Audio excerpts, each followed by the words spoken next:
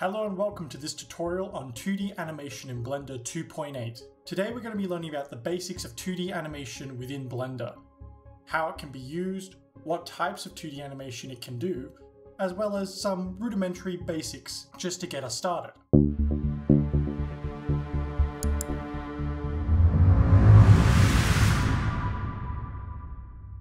Today is actually a very special tutorial because today it's actually sponsored by MyBee Computers, who sent me out this really nice laptop stand, but more on that later. Now, something that not many people may know is that we can actually access the 2D animation setup directly from the startup window. All we have to do is navigate to where we see New File, and then we're going to drop down to where it says 2D Animation. We are ready to animate right away. So if you notice, if I draw in here, it just all works. 2D animation is done in Blender via the stroke system. For those of you who aren't aware, that's the old grease pencil system. And if you look up here into our scene editor, you'll notice that there's an object called stroke. Now that object is going to hold all of our stroke data, all of our frames, for example. You can have multiple strokes per collection or per Blender scene, and this is one way that you can break up your information. Another way that you can break up your information is via the layers in the stroke tab. So we can add more layers as well as delete layers and assign layers to different functions. So let's get started and actually dive in to how to use the whole system by actually creating a very small animation. Now, yes, we're going to be using the ball bounce animation because it covers a lot of the principles of animation, and which is why I assume they use it a lot. So I'm going to just navigate to my layers. I'm just going to create a line from here to, I'm holding Shift now to make it snap to there, I think, and then I'm just going to press Enter. Excellent. Also, let me just increase the strength. So this is going to act as our floor for the ball. Next, I'm just going to switch over to my pencil tool, and I'm going to draw out the keyframes. So one frame, let's say our ball starts here. Our ball's going to arc. Oops. Let's do a good arc. And hit here. It's going to bounce. And because of conservation of energy, it's not going to have as much energy as it started off with because it's lost some of that. And then it's going to, I would say it would get to about here. We want to make sure that the ball's the same size, but we'll get to that later when we're not in the draft. And then it's going to come back down a bit slower. So it's going to hang here for a little bit. So come back down in a nice arc. Hit here. And just pop like that. So that's our plan. That's what our plan of attack for our ball animation. So I'm just going to decrease the opacity of this layer. Excellent. I feel that 100 frames is more than enough time for this animation to play, so I'm just going to also set the endpoint to be 100 frames. If it isn't, you can always go back and change that. So now, if I go to a new layer, so I'm going to make a new layer, and I'm going to set it to name. I'm going to name it to rough. Now, even if we draw one frame on this rough layer and go through, our back frame is always going to be visible. So that's just a nice way of keeping your ideas and your planning stage on the screen at all times. So we're going to start here. So I'm going to get my ball. It's nothing quite like the hand of the artist. And then I'm going to move forward in time to about frame 20, and I'm just going to draw the ball We're not going to worry about squash and stretch just yet. That's going to come soon. And right now I'm just worried about the size of the ball, making sure that it's the correct size and in the right space. And I'm going to move another 20 frames to frame 40 or thereabouts. Doesn't really matter. We can always change it. Alternatively, if we want to actually just have the same object over and over again, we could go into edit mode. So we press tab, A to select all. We don't want to select our draft though, so we're going to lock it. A to select all, and then making sure that I'm on frame 60, I'm just going to press not Control D, I'm going to press G and going to move it. And now we've actually just copied that over. So that's also a very fast way of copying your frame data through your frames. And then let's do that again for the last one, just because it's really easy, and I'm just going to put it right here. So now if we press Alt-A, we should see that our animation is playing. Now, of course, it is terribly timed. So let's just rescale this. So I'm just going to grab all of these keyframes, make sure that my cursor is on frame 1, and then I'm just going to scale it by pressing S.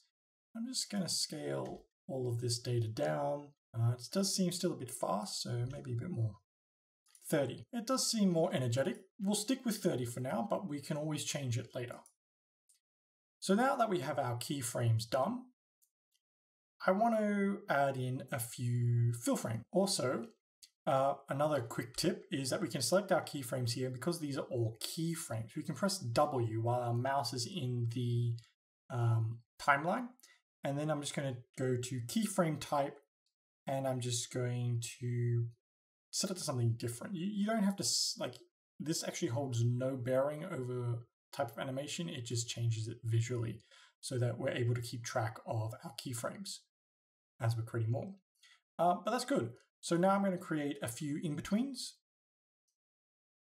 So let me just switch it back to draw mode, because that is the mode that works the pen. So I'm just going to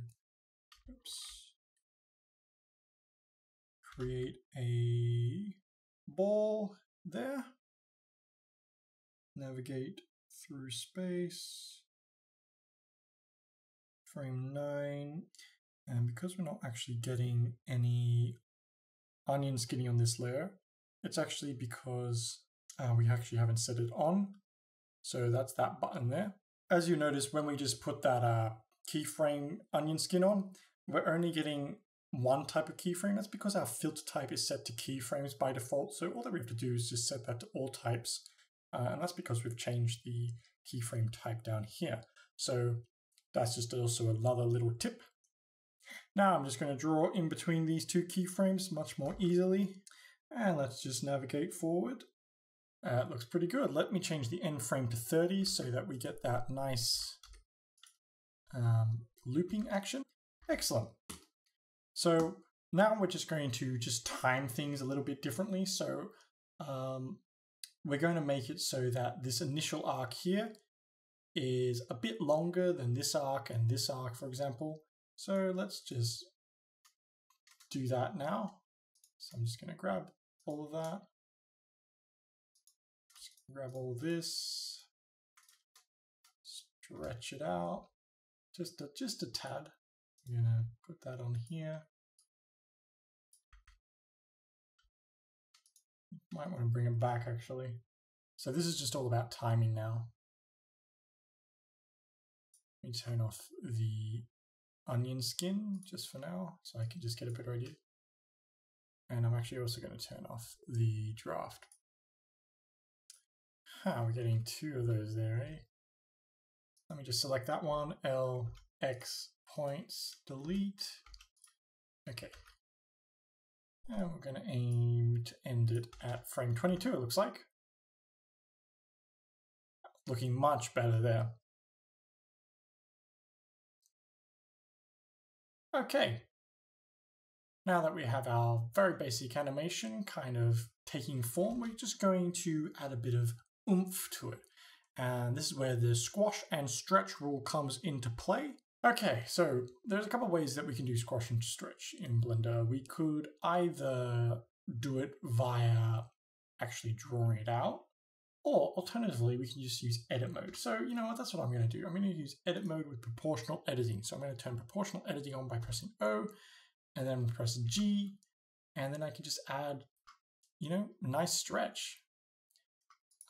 Now it's important when doing squash and stretch to kind of make sure that your object keeps the same volume. And you know what? It's probably going to be a bit like that, to be honest. It actually depends. Maybe this one. This one we're going to like bring it in a bit more to be more like a tier shape. And let me just bring in my draft. Kind of get it so that it's following the arc. There we go. So we really want it to follow that arc. Maybe that's a bit too pronounced, but hey, you know what? Okay, then when it hits the ground on this keyframe here, we want to select this, scale it down a little bit, maybe scale it out.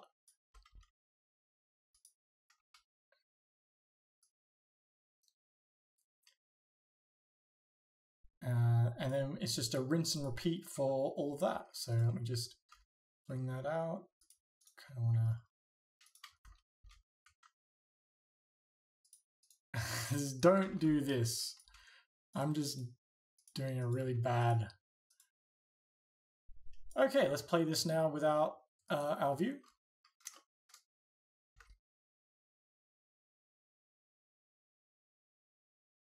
It's looking pretty good, looking pretty energetic.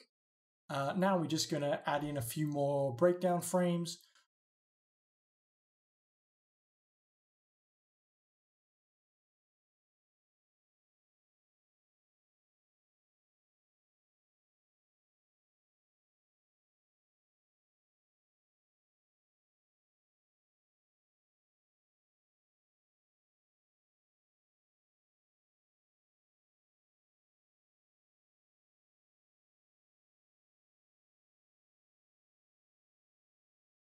But one thing that we can do right now, just to make this a bit nicer, is we can come up here to sculpt, and then we can actually grab our smooth brush and just smooth things out a little bit. Okay, now that we've done our rough layer and that we're happy with the animation that we have so far, so if I just play this through for you, you'll see that it's looking really smooth, it's got a lot of energy to it, and all in all, you know, it's looking good for a rough. Now we just want to move on to a more detailed sketch, and we can actually do a lot with this animation, as you'll see by the end. So I'm just going to create a new layer by hitting the plus button here, and I'm going to call this layer, why not? Let's go straight into the detail stage. It is a tutorial after all.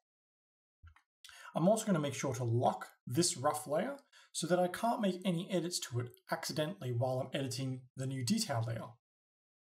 I'm also going to just change the opacity, maybe bring that a little bit down. Whoops, not on my detail layer, on my rough layer. Excellent. I'm going to bring in my visibility. And let's get started with this new detail layer. Now, in the detailing stage, we really want to be sure to have a bit more color, I believe. So let's think what we're going to make this is we're actually going to make it into a cute little slime that's jumping. Very happy slime. Let's get to it. I'm going to come down to my tool. I'm going to create a new color and I'm going to call this slime. Excellent. And then I'm just going to set it to a fill. And I'm going to change the fill color to a nice mucus green. There we go. Let's just test that out. Yeah, it looks pretty good to me. Excellent. So now all that we have to really do is we have to follow the frames that we've already made for ourselves. Now, unfortunately, due to the way that I recorded this tutorial, by connecting my Surface Book 2 to my desktop via wireless connection, it does get a bit jittery at times and cuts out halfway through the stroke. So I apologize if it may look like it's a rather haphazard construction, but unfortunately I was just working with what I had available at the time. If anyone out there knows of a way to connect the Surface Book 2 to a desktop via wire, please let me know in the comments below, as I would be eternally grateful. So far, all the solutions that I've found either work off using wireless connection or some sort of obscure and not reliable form of connection. Okay, so as you can see, it's pretty rough due to the nature of the way we did things. So I'm just going to go into sculpt mode, come up to smooth, and just smooth out literally every single frame. Then what I'm going to do is I'm going to just set it up. So I'm going to hit this button here, which is going to take into account the alphas of the ones below it. And that means I can do this. And so that's really powerful. So I'm just going to add some polka dots maybe at the top.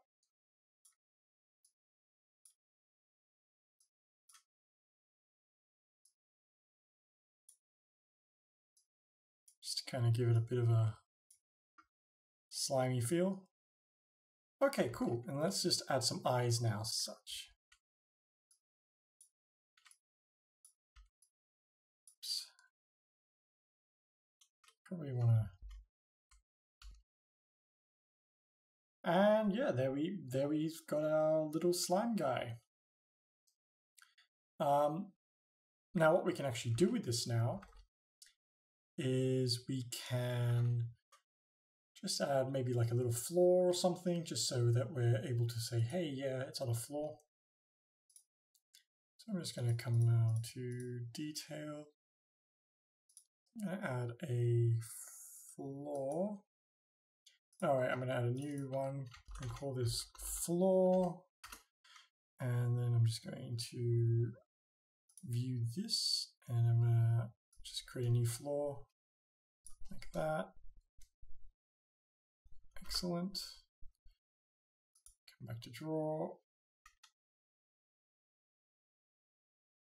And then I'm just going to remove that. Yeah, there's a bit of a spot here. Probably want to bring that down a little bit. So what I'm going to just grab this guy here, just so it's touching the floor. That's better. So yeah, then we have our little cute little animation going. And now we can add some effects to it. So if we come over here to our little magic wand here, we can add a nice effect. So I think I'm going to add maybe like a rim. And we might blur it out a little bit. Just to kind of give it that little shadowy look. Maybe we also want a shadow as well. I'm just going to change the position of it so it looks like it's on like a piece of paper or something. Maybe like there's a wall, blur it out a little bit and increase the samples. And I'm going to make that a nice green and change the opacity just so it's a really slight effect. Just to kind of give it that like inner. And there we have it. We got our cute little animation going and it's looking pretty good. If I, for doing it on something like this, that's, as you can tell, is not really interacting well with the PC that's recording this at the moment. But it worked in the end, and I believe that I've shown you all the basics that there is to creating an animation like this in Blender 2.8. But before we end, I would just like to mention the sponsors for this video, and that is MyBee Computers. MyBee Computers sent me out this laptop stand to review, and I'm happy to report that it's quite a well-built one. It's made from metal. It comes with 2 extra screws and the bit to actually construct it all. Yeah, it's a good quality, and as you can tell, it makes for an excellent stand. For stand is that it has a very small footprint, and for my rather cluttered desk, as you can see, being small is good because I don't have much space to go around. So a link for that will be in the description below. I would like to thank you all for watching this video. I hope that you've learned something new. If you have, be sure to hit that like button and give me some suggestions below as to what you would like to create in 2D with Blender 2.8, if anything. Do you think that the 2D animation is where you want it to be right now, or would you like to see some extra functionality? I, for myself, would love to see some extra functionality, perhaps like nesting animations within animations. I think that'd be a really good feature. So let me know in the comments below what you think would be a great addition to the animation workflow in Blender 2.8. Thank you so much. If this is the first video that you've watched of my channel, welcome to the tutorials. And if you're a current subscriber, thank you too. Your support means so much to me. If you'd like to see more videos like this and be kept up to date, please consider hitting that subscribe button and then enabling the bell button. This is Hayden from FowlsOnFantasy.com, signing off.